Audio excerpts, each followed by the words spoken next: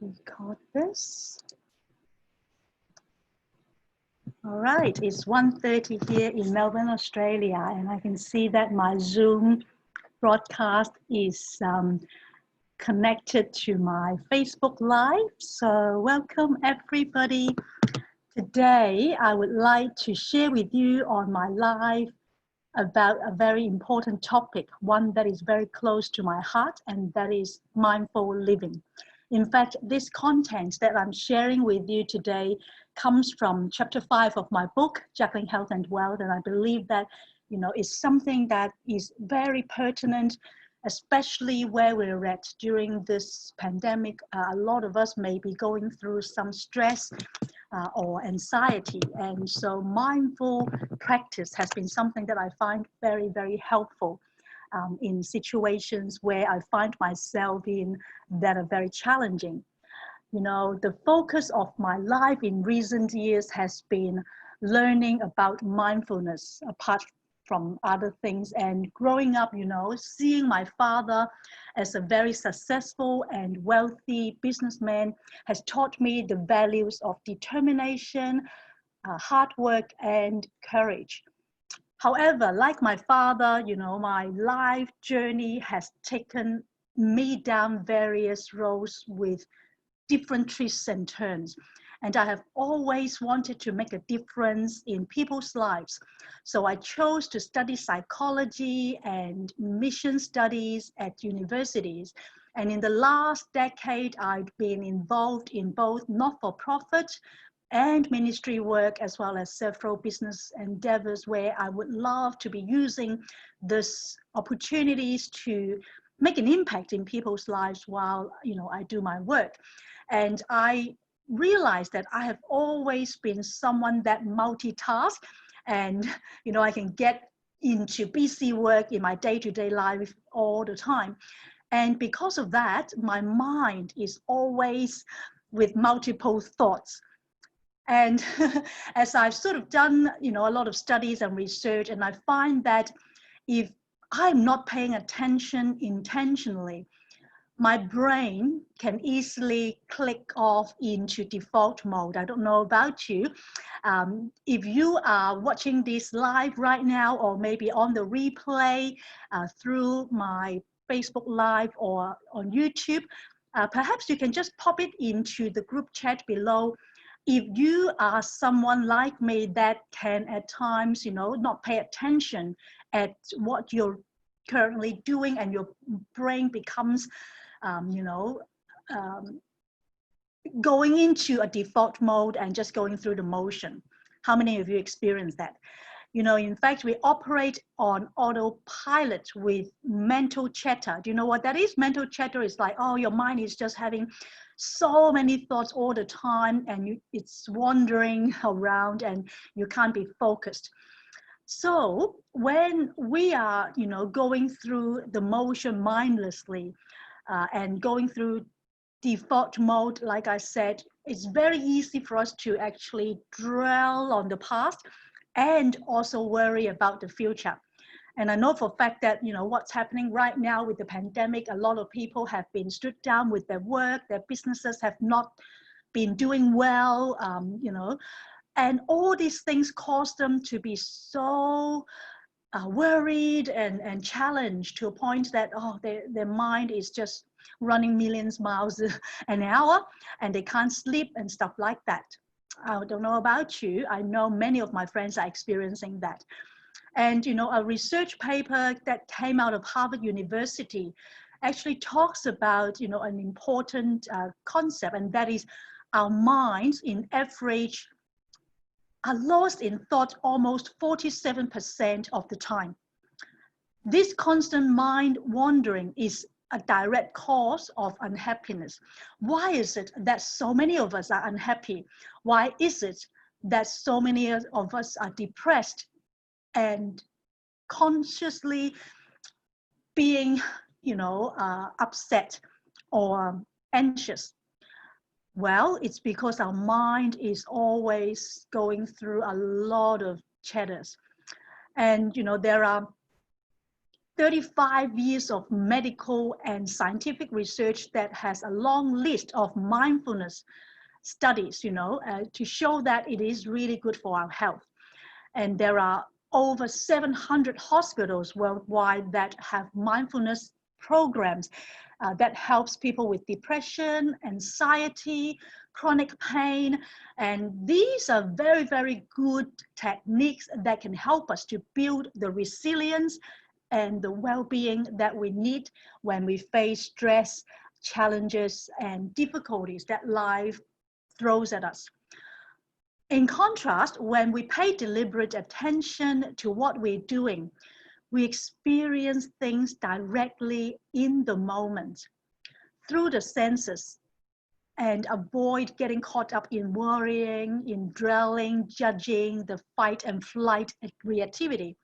So as you are watching this video, maybe you can actually pop it into the comment below and tell me whether you've recently experienced something like this, that you feel like you cannot actually focus on the present moment and your mind is wandering around and you feel anxious and you don't pay attention to what you're currently doing.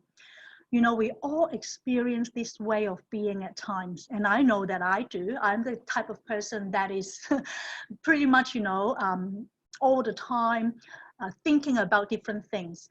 And say, for instance, a lot of times we don't have to be like this when we're engaging in things that we can really be paying attention and being aware. Say, for example, while exercising, while playing music, being in nature, engaging in hobbies and spending times with loved ones. In these moments, we are effortlessly in the present, fully engaged in the senses and in the here and now. Mindfulness actually helps us to declutter our thoughts so we have clarity and we can be without the drama of life. Attention is in fact one of the most fascinating and mysterious aspects of our existence as human beings. And for me personally, I've always been going through life without paying much attention to attention. And I tend to be active and going through the motion in life. So for me, choosing to pay attention and learning to be in the here and now, in the present moment, is not without its challenge. And I'm so well aware that I am a work in progress. To be a human being rather than a human doing. And how many of us get into the trap of always be someone that is a human doing rather than a human being? Well, I have realized that the more I nurture this kind of attention, being focused and, pay attention to the here and now, the present moment, the more awareness, the more clarity, and the more acceptance of present moment experience, we can then have this as a reality. So I was introduced to the concept of mindfulness through an online wellness course in 2010, which was 10 years ago. Since then, I've been sort of learning, studying, and reading up, practicing mindfulness for this last 10 years. And with a heart that is mindful, I can see the beauty of life being present in the moment, where I can let go of fear and experience the miracles in my life. And I'm really a work in progress still, because I still always, go through the motion and become mindless rather than mindful. But I'm so grateful that on this journey of learning, of growth, of transformation, mindfulness really has been something that gives me an awareness of the need that I need to be changed. So yes, mindfulness does take practice and time to master. And I know for a fact that it's going to take a lifetime to even master it. But as much as we can, with the fact that our mind never sits still, but it is worth it. for us to learn and to practice it, because it can certainly improve our lives, our relationships, our spiritual practice, and our overall health. Our total well-being hinges on us being mindful and conscious about what we're doing. And the present moment is really the only time that we can see, hear, smell, taste, touch, and communicate, you know, those senses, as I mentioned. And if you find your mind wandering around, what you can do, as I always have to do, is to return simply your attention to the task at hand. When was the last time you stopped, looked around, and savored the moment? I had to remind myself just this last little moment that I have to do that even while I'm doing this live, to be really savoring this great opportunity for me to be sharing this amazing resource and tips and tools that I've been learning and had the privilege of learning. Do you take time out to smell the roses, so to speak? And are you aware that creating space in the day to stop, to pause, to really come down from the worried mind and get back into the present moment, it can really be beneficial and helpful in mitigating the negative effects of our stress response. You know, being a weight loss and wellness coach, I always talk to my clients and my students about stress, because stress is one of the reasons why we actually are not healthy, and that we, you know, build up body fat as well as visceral fat, because stress is something that can cause us, you know, to be having, you know, emotional eating, comfort eating, stress eating, and hence, of course, then we wouldn't be, you know, living a healthy lifestyle in terms of our nutrition, right? But mindfulness is something that can really help us to mitigate all this stress response. And it is a discipline of the mind which requires practice. But it's really, really important for us to be aware that our mind, our body, and our spirit are all interconnected. So the result of your efforts, if you are able to practice mindfulness, is peace of mind and the real freedom from your thoughts. And all the thoughts that we may have, you know, so many thoughts in a day can be,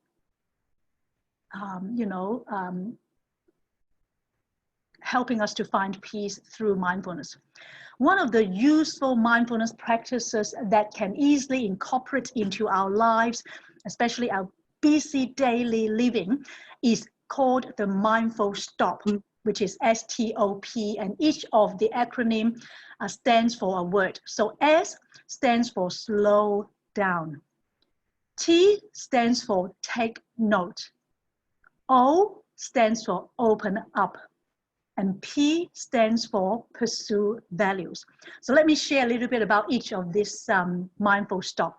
So S, slow down. So as next time when you're thinking about all the negative thoughts or, challenge stuff that are not, going your way, disappointment, discouragement, stress, anxiety, you can then first of all slow down.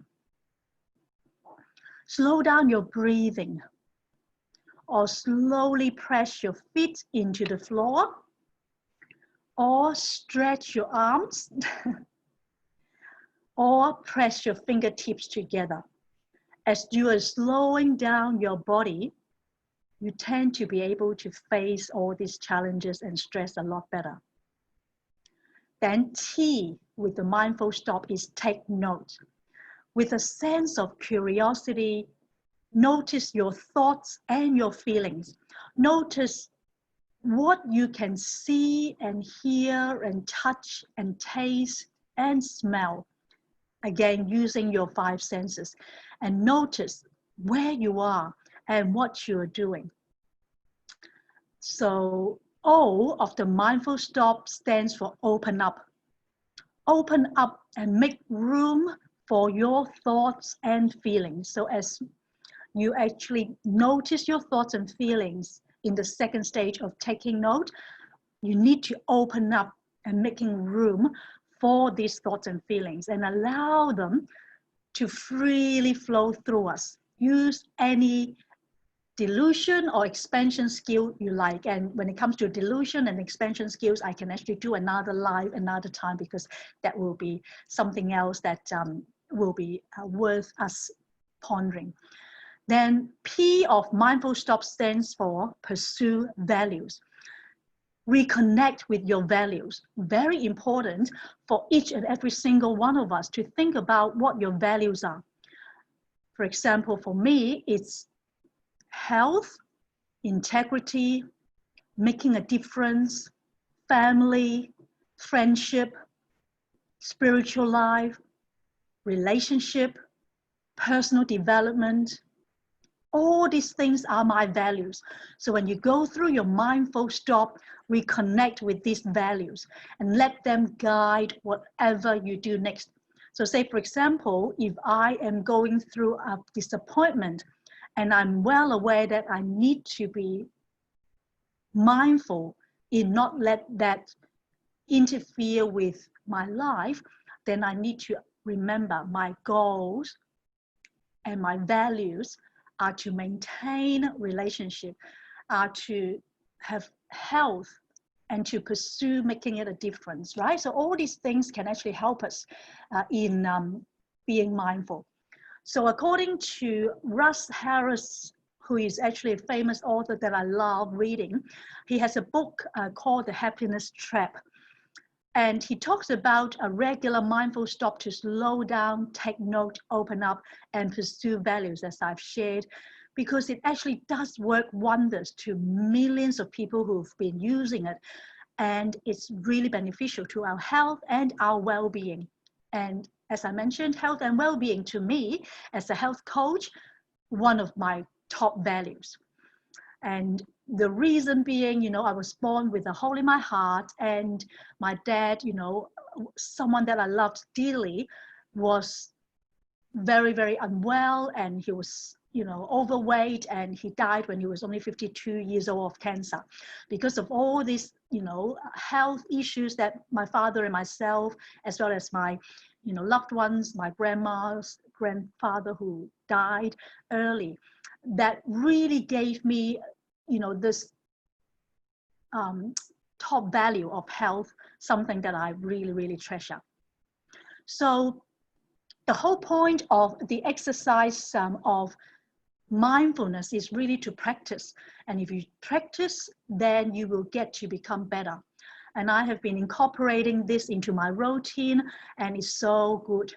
The lovely thing about this mindful stop is you can make it as short or as long as you like. You can practice it while you're waiting at the traffic light, or stuck in a supermarket line, or you can stretch it out into 30 minutes and do a formal mindful practice in the morning, at night, or during the day, whenever you find yourself going through some emotions, right?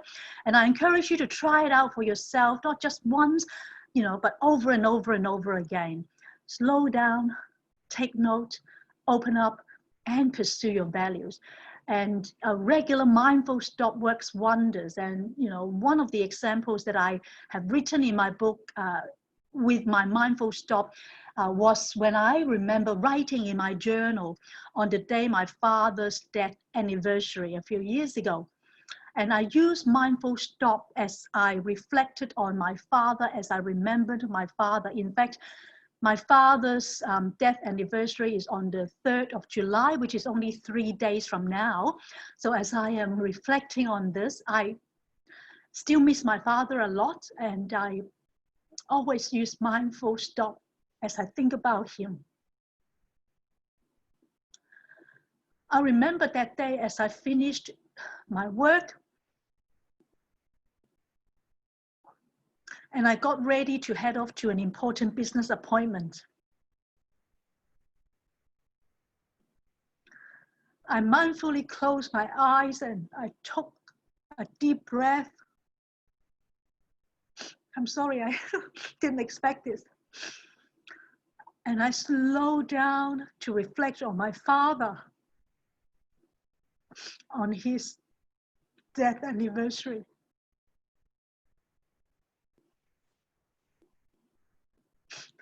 So using Mindful S.T.O.P, I take notes and I started having thoughts about my father's life, how he was overweight, how he became ill without telling us while I was in Australia and he and my mother was in Hong Kong. And I was missing my father, and after all these years, and my silent observer noticed these negative thoughts. It's interesting while I'm talking about this that I need to be going back to this Mindful S.T.O.P right now.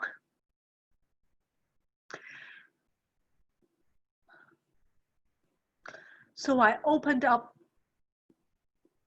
and before I left the house those 3 years ago, I took a little time to sit in my living room couch, looking at the patio outside.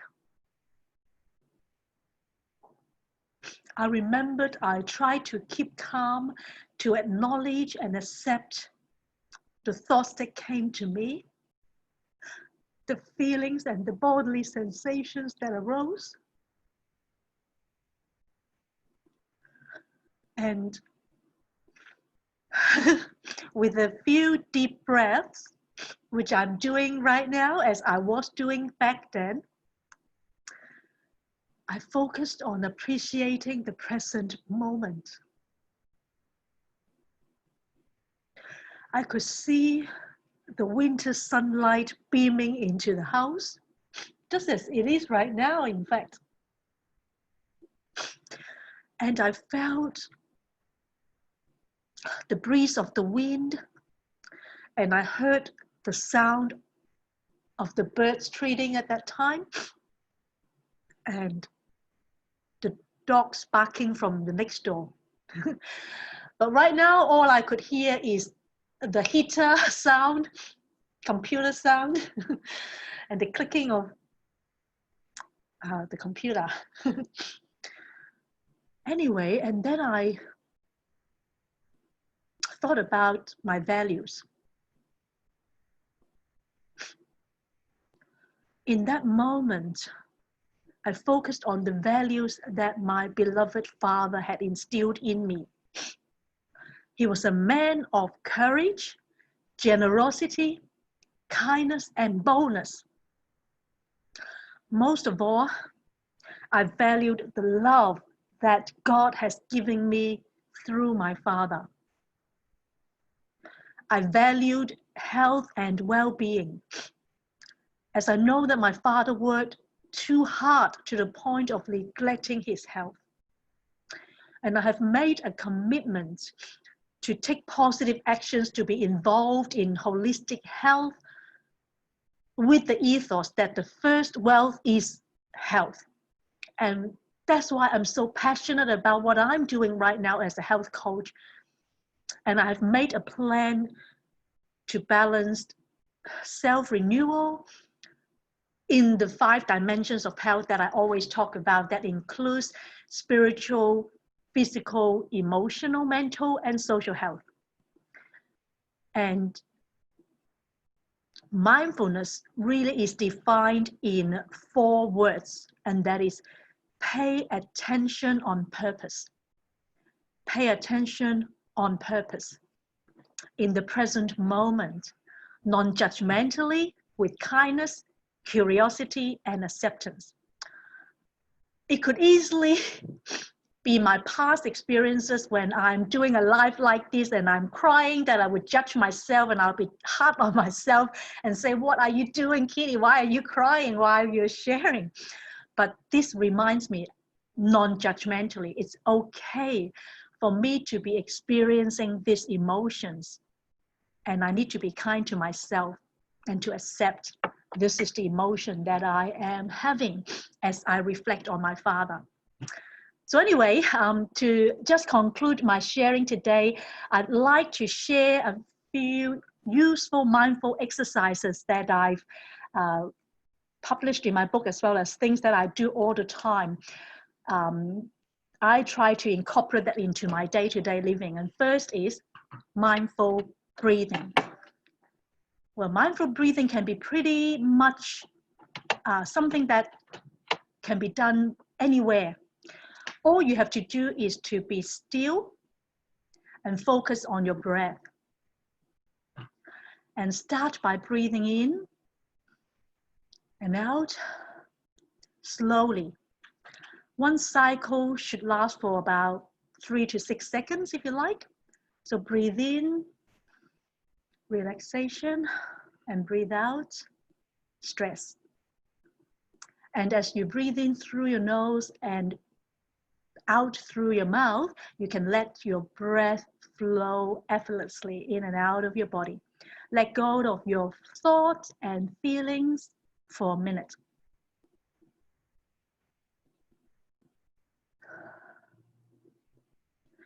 And let yourself be still for a minute. And purposefully watch your breath as you breathe in and out your nose and your mouth. If you enjoyed 1 minute of this mind calming exercise, then we can do it for 2 minutes or 3 minutes. Just keep going until whatever emotions and experiences or thoughts and feelings come to you. And the second exercise that I like to do, and I encourage you to do as well, is mindful observation. This is a simple but extremely powerful exercise which is designed to connect us with our environment. Something that is easily missed when we are rushing around. And I know for a fact that I rush around and I forget to observe things mindfully. So what we can do is to choose an object from within your immediate environment and focus on watching it for seconds to a minute.